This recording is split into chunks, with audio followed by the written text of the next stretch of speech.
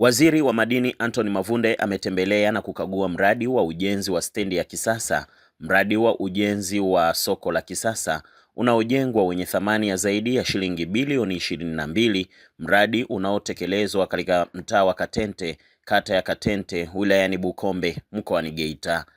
Akizungumza na wananchi wa Bukombe, Waziri Mavunde amesema ameridhishwa na kasi ya ujenzi wa miradi hiyo miwili ambayo inatekelezwa na kampuni ya Kichina, ambapo ametoa maagizo miradi hiyo kukamilika kwa wakati ili wananchi waweze kutumia rasilimali hizo ambazo zimetokana na serikali ya awamu ya 6 chini ya Rais Daktari Samia Suluhu Hassan. Ushuhuda wa haya niliyoyasema ni eneo hili la Ushirombo ambapo zaidi ya shilingi bilioni 22 zimetengwa kwa ajili ya ujenzi wa soko la kisasa na stendi kubwa mabasi ya kisasa.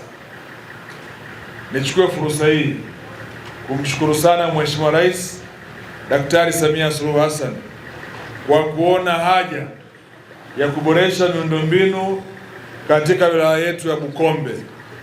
Ndugu zangu, nimetembelea mradi, lakini nimeona picha za awali kabla ya ujenzi huu kuanza.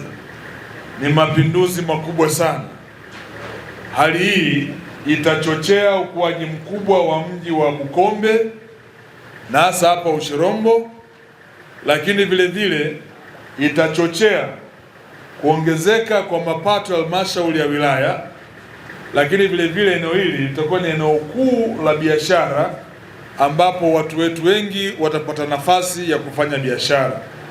Kwa ukiangalia, kimsingi ni mradi ambao unakwenda kugusa maisha ya watu.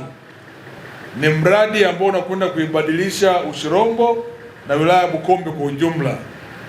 Majengo haya yakikamilika, kwanza yatabadilisha mandhari ya eneo letu, lakini la pili yatatoa fursa kwa watu wengi zaidi kuweza kushiriki katika shughuli mbalimbali za kiuchumi. Nimeona ramani ya eneo hili, mmetenga maeneo vizuri. Yako maeneo ya mamalishe na babalishe, yako maeneo ya wafanyabiashara wakati ambao wana uwezo wa kufungua maduka makubwa, lakini pia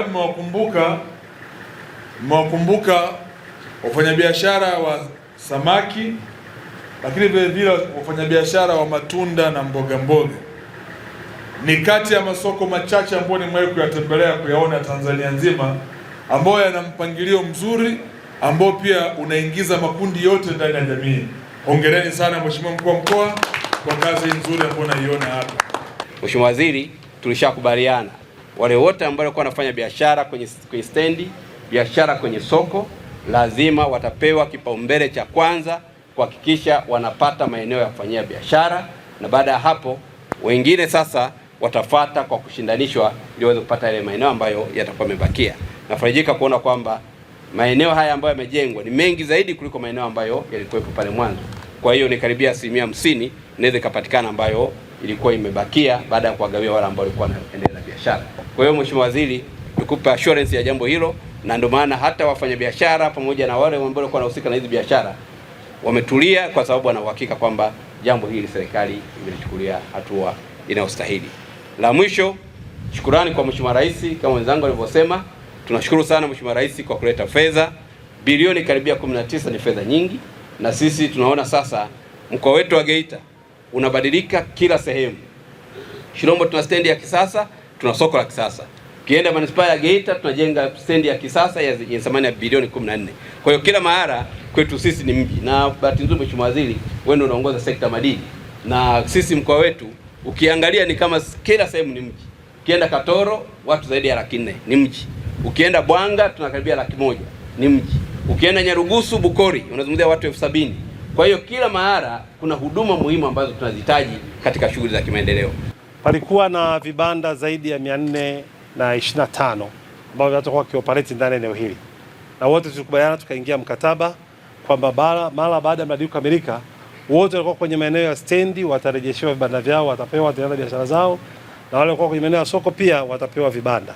Na katika miradi hii yote miwili tuna vibanda zaidi ya 700. Kwa naomba nikuhakikishie Mheshimiwa mgeni rasmi, ahadi ambayo tulitoa itatekelezwa, kwa sababu vibanda vilivyoko ni zaidi ya watu ambao walikuwepo.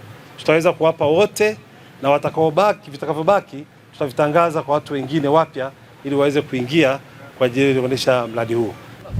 Aidha, ujenzi wa mradi huu ulianza rasmi tarehe 3 mwezi wa 5 2025 baada ya wafanyabiashara kuwepo eneo hili kuhamia katika maeneo yaliyotengwa ili kupisha ujenzi.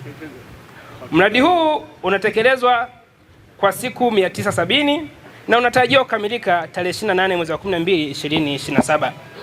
Mradi huu unatarajiwa kugharimu shilingi bilioni 16.002 ambapo hadi sasa kiasi cha shilingi bilioni 4.896 kimeshalipwa na utekelezaji umefikia 46%. Hizi ni ripoti za Ayo TV na Mida Dayo kutokea wilayani Bukombe mkoani Geita. Mimi ni Baraka Fulgence.